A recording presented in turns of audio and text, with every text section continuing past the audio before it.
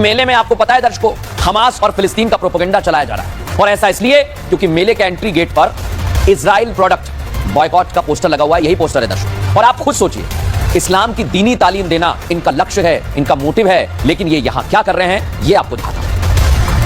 हरियाणा के नूह में 3 दिनों तक चलने वाली तबलीगी जमात मेले की शुरुआत हो गई है। मेले में आने वाले उलेमा मौलाना दीनी तालीम देते हैं, लेकिन इस बार के मेले में कुछ अलग ही तस्वीर दिखी। तस्वीर इजराइल के विरोध की। जहां दीनी तालीम दी जाती है, वहां इजराइल के प्रोडक्ट का विरोध करना साफ साफ ये बताता है कि इस मेले का आयोजन कराने वाले हमास समर्थक हैं। वो हमास जिसने हजारों बेगुनाहों को मौत की नींद सुला दिया, उस हमास का समर्थन वो भारत में कर रहे हैं, जो भारत आतंकवाद और आतंकवाद फैलाने वालों का विरोध करता है।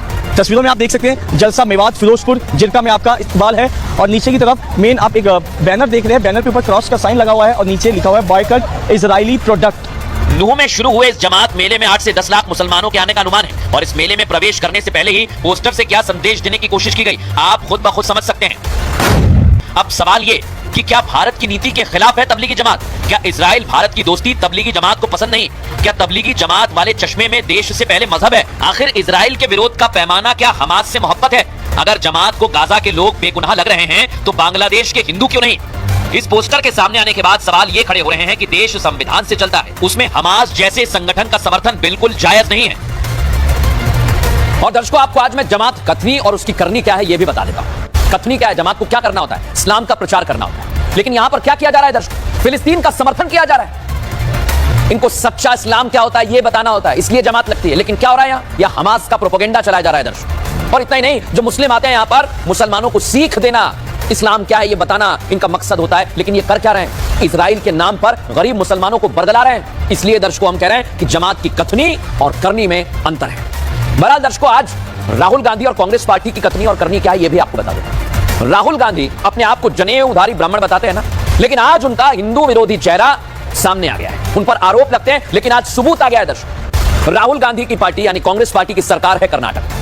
राहुल गांधी और कांग्रेस पार्टी उन्हें हिंदू बताती है, लेकिन कांग्रेस की कर्नाटक सरकार की सोच हिंदू विरोधी है, जहां छात्रों को जनेऊ नहीं पहनने दिया जा रहा है। आप सोचिए, और इसलिए छात्र को रोक लिया गया एग्जाम देने के लिए क्योंकि वो जनेऊ पहना हुआ था, लेकिन छात्र ने जनेऊ काटने से मना कर दिया तो उसे परीक्षा देने से रोका गया। देखिए जरा कर्नाटक सरकार का हिंदू विरोधी चेहरा।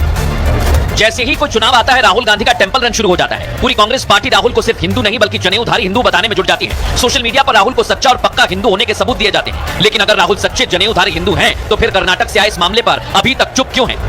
दरअसल कर्नाटक, जहां कांग्रेस की सिद्धा रवैया सरकार है, वहां एक स्कूल में छात्र को सीईटी का एग्जाम देने से रोक दिया गया। वजह छात्र के गले में जनेऊ होना। जैसे ही जनेऊ दिखा, स्कूल प्रशासन ने उसे एग्जाम देने से रोक दिया और कहा कि जनेऊ काटो तब भी एंट्री मिलेगी।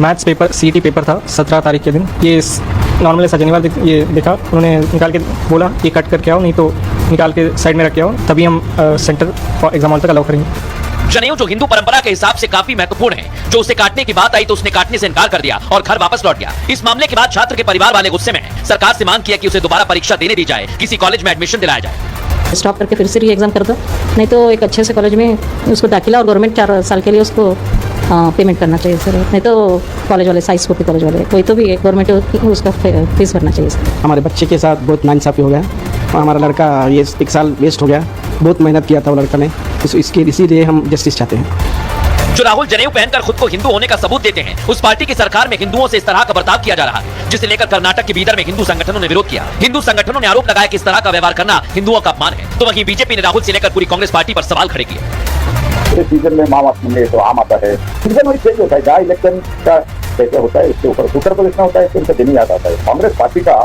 24/7 पॉलिटिक्स है, वोट बैंक पॉलिटिक्स है। जिस तरह से औरंगजेब को हिंदुओं की जनेऊ से नफरत थी, ठीक उसी तरह कर्नाटक की सिद्धारमैया की कांग्रेस सरकार ने हिंदुओं की जनेऊ उतारने का कुकर्म किया है। जो मामला सामने आया उसके बाद एक छात्र का भविष्य अधर में लटक गया है, और दूसरी तरफ कांग्रेस का हिंदू विरोधी चेहरा एक बार फिर सामने आ गया। तो सवाल ये कि खुद को हिंदू कहने का दम भरने वाले राहुल इस मामले पर कुछ बोलेंगे? इधर दिल्ली के सीलमपुर इलाके में एक हिंदू लड़के के